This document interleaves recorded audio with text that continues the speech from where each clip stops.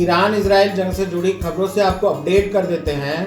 आज सहमति बनने की बात सामने आ रही थी। पाकिस्तान ने ईरान अमेरिका को सीज फायर प्लान सौंपा है और हॉर्मुज खोलने का प्रस्ताव इसमें शामिल है। हॉर्मुज स्ट्रेट को लेकर अमेरिकी राष्ट्रपति डोनाल्ड ट्रंप के धमकी पर जिम्बाब्वे स्थित ईरानी दूतावास ने तंज भरे अंदाज में जवाब भी दिया है। दूतावास ने कहा कि हॉर्मुज स्ट्रेट की चाबी खो गई है। दरअसल ट्रंप ने ईरान को अल्टीमेटम दिया कि वह इस समुद्री रास्ते को तुरंत खोल दे, नहीं तो उसे गंभीर सैन्य कार्रवाई का सामना करना पड़ेगा। उसके पावर प्लांट और पुलों पर हमला होगा और ईरान को नरक बना दिया जाएगा। ईरान के कुछ अन्य दूतावासों ने भी सोशल मीडिया पर ट्रंप का मजाक उड़ाया है। दक्षिण अफ्रीका में मौजूद ईरानी दूतावास ने तंज करते हुए कहा कि चाबी फूलदान के नीचे है, दोस्तों के लिए रास्ता खुला है। वहीं इस जंग को रोकने के लिए आज सहमति बन सकती है।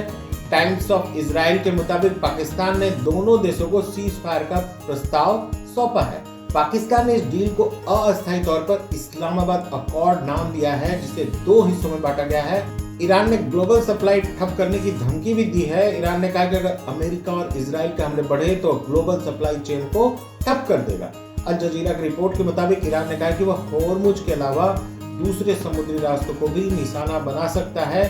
ईरानी सुप्रीम लीडर के सलाहकार अली अकबर विलायती ने कहा कि किसी भी बड़ी कार्रवाई का जवाब सिर्फ सैन्य स्तर पर नहीं बल्कि वैश्विक ऊर्जा और व्यापार पर भी असर डालकर दिया जाएगा। उन्होंने कहा कि सिर्फ स्ट्रेट ऑफ हॉर्मुज ही नहीं बल्कि बाब अल मंदेब जैसे अहम समुद्री रास्ते भी खतरे में आ सकते हैं। ये बयान ऐसे समय आया है जब अमेरिकी राष्ट्रपति डोनाल्ड ट्रंप ने ईरान को हॉर्मुज स्ट्रेट खोलने का अल्टीमेटम दिया है और कड़ी कार्रवाई की चेतावनी दी है। इससे पहले ईरान के करीबी माने जाने वाले यमन के हूती विरोधी रेड सी में जहाजों पर हमले की बात कह चुके हैं। ट्रंप अपने बेबाक बयान और उटपटांग बयान के लिए जाने जाते हैं। उन्होंने ईरान को बास्टर्ड कहते हुए कहा कि हॉर्मुज स्ट्रेट नहीं खोलने पर बड़ा हमला किया जाएगा।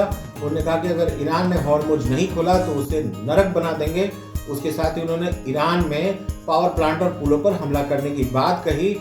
ट्रंप ने रविवार को सोशल मीडिया पर लिखा कि ईरान में मंगलवार को पावर प्लांट डे और ब्रिज डे एक साथ होगा, यानी हमला होगा। ईरान हॉर्मुज स्ट्रेट खोले नहीं तो नरक जैसे हालात में पहुंचा दिया जाएगा। वहीं इस बीच खबर यह आ रही है कि पाकिस्तान ने सीज फायर प्रस्ताव पर बयान देने से इनकार कर दिया है। विदेश मंत्रालय के प्रवक्ता ताहिर अंद्राबी ने कहा कि इस तरह के खास मामलों पर बयान देना ठीक नहीं है। उन्होंने सिर्फ इतना कहा कि शांति प्रक्रिया जारी और अलग अलग स्तरों पर प्रयास किए जा रहे हैं। खबरें जो भी आ रही हो, लेकिन ईरान की तरफ से एक और खबर ये आ रही है कि अमेरिका के 15 पॉइंट वाले शांति प्रस्ताव को उन्होंने ठुकरा दिया है। ईरान का कहना है कि इस प्लान में मांगे बहुत बढ़ा चढ़ाकर पेश की गई है और इसे ठीक से सोच समझकर नहीं बनाया गया। वहां के विदेश मंत्रालय के प्रवक्ता इस्माइल बाघाई उन्होंने बताया कि यह प्रस्ताव अलग अलग देशों के जरिए ईरान तक पहुंचा था, लेकिन इसमें कई ऐसी शर्तें हैं जिन्हें वे मान नहीं सकते। उन्होंने यह भी कहा कि ईरान ने अपनी तरफ से कुछ शर्तें तैयार कर ली है जिन्हें सही समय पर आने पर बताया जाएगा। बाघाई ने साफ किया कि किसी प्रस्ताव पर जवाब देना कमजोरी नहीं होती बल्कि यह बातचीत का सामान्य हिस्सा है। ईरान ने दोहराया कि वह किसी भी दबाव में जाकर फैसला नहीं करेगा और जो भी निर्णय होगा वो सिर्फ देश की हित को ध्यान में रखकर ही लिया जाएगा। डोनाल्ड ट्रंप पे तंज कसने वाली खबर हमने आपको बताई थी कि हॉर्मुज स्ट्रेट पर दक्षिण अफ्रीका के ईरानी दूतावास ने कहा कि हॉर्मुज स्ट्रेट की चाबी फूलदान के नीचे है, दोस्तों के लिए रास्ता खुला है। बुशेहर न्यूक्लियर प्लांट पर हमला, ईरान ने रेडिएशन लीक की चेतावनी दी। ईरान ने अपने एकमात्र active nuclear energy plant Bushehr पर लगातार हो रहे हमलों को लेकर आईएई की भूमिका पर भी सवाल उठाया है। ईरान के परमाणु प्रमुख मोहम्मद इस्लामी ने एजेंसी के डायरेक्टर को लेटर लिखकर कहा कि इस तरह की घटनाओं पर सिर्फ चिंता जताना काफी नहीं है। उन्होंने बताया कि इस प्लांट को अब तक 4 बार निशाना बनाया जा चुका है, जिसमें हाल ही में 4 अप्रैल को हुए हमलों में एक सुरक्षाकर्मी की मौत हो गई और कई अन्य घायल हो गए। ईरान ने चेतावनी दी कि अगर ऐसे हमले जारी रहते हैं तो इससे रेडियो एक्टिव रिसाव का खतरा बढ़ सकता है, जो न सिर्फ ईरान बल्कि पूरे क्षेत्र के लिए विनाशकारी साबित हो सकता है। वहीं मिडिल ईस्ट में जारी संघर्ष के बीच कतर से एलएनजी लेकर आ रहे 2 बड़े जहाज हॉर्मुज स्ट्रेट की तरफ बढ़ने के बाद अचानक वापस लौट गए।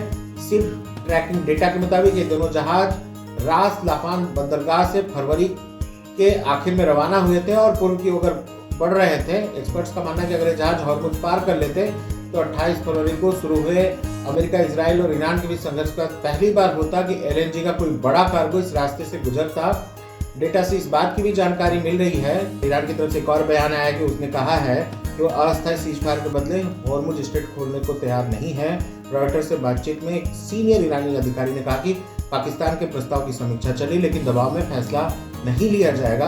अधिकारी के मुताबिक तेहरान टेम्पररी सीजफायर के बदले कोई रियायत नहीं देगा और हॉर्मुज स्ट्रेट नहीं खोलेगा। उन्होंने कहा कि ईरान को लगता है कि अमेरिका अस्थायी सीजफायर के लिए तैयार नहीं है, इसलिए अस्थायी डील का कोई मतलब नहीं है। अधिकारी ने पुष्टि की कि पाकिस्तान की ओर से तत्काल सीजफायर का प्रस्ताव मिला है, जिस पर विचार किया जा रहा है।